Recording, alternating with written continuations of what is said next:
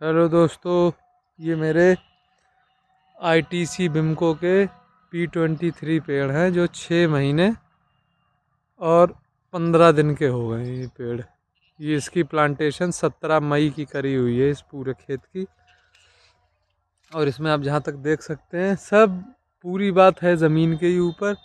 कहीं पे ग्रोथ ज़्यादा है, कहीं पे कम है, लेकिन बढ़ने में ये पेड़ बहुत ही ज़्यादा अच्छा है।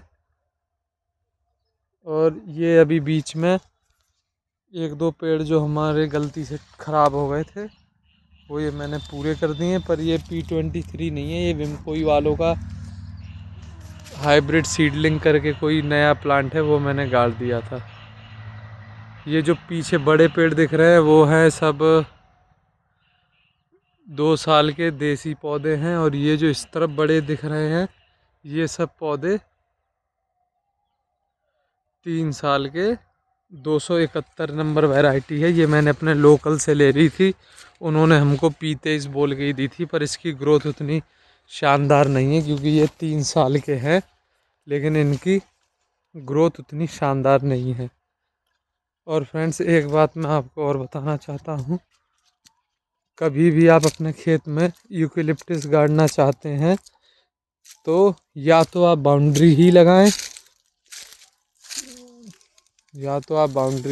और अगर आपका मन अगर बाउंड्री से ज़्यादा है, इसमें आपकी ये ग्रोथ इतनी हो गई है, और अगर आप ये चाहते हैं कि हम बाउंड्री की जगह पूरी की पूरी अगर आप बाग लगाना चाहते हैं तो मैं तो आपसे यही कहूँगा, जब भी आप लगाएं तो आप एक बार में लगाएं पूरे खेत में।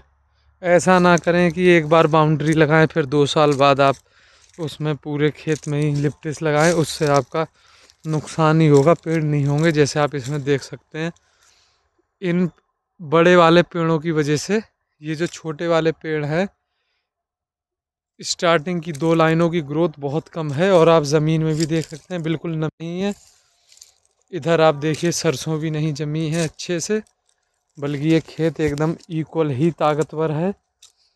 लेकिन जैसे ही आप उधर से 2 लाइन इस तरफ आ जाएंगे, इधर के पेड़ देखिए आप बड़े हैं, और इधर के देखिए ये पेड़ एक ही दिन के गड़े हुए हैं, लेकिन ये इतने छोटे हैं। और ऐसे ही मैं आपको दूसरी साइड भी दिखाता हूँ खेत में।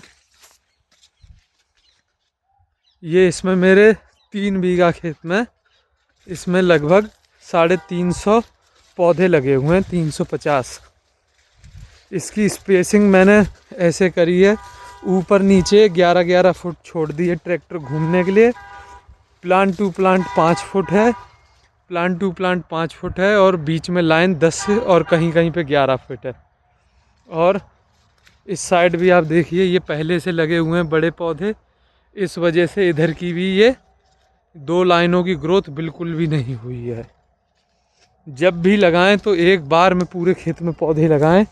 ऐसा ना करें कि एक बार बाउंड्री लगाएं फिर एक बार पूरे खेत में लगाएं।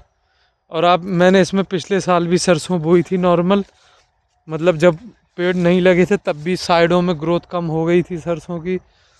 ऐसे ही आप देख लो, बीच में जैसे ही आप आओगे तो पेड़ बहुत अच्छे हैं, लेकिन साइड में जब आप जाएंगे तो पेड़ उतनी ग्रोथ नहीं कर रहे हैं क्योंकि उनको उसमें सर्दी भी। और अब आप इसमें देखिए, ये खेत कितना गीला है, ये इतना गीला खेत है, लेकिन उधर आप चल भी नहीं सकते, इतना सूखा खेत है।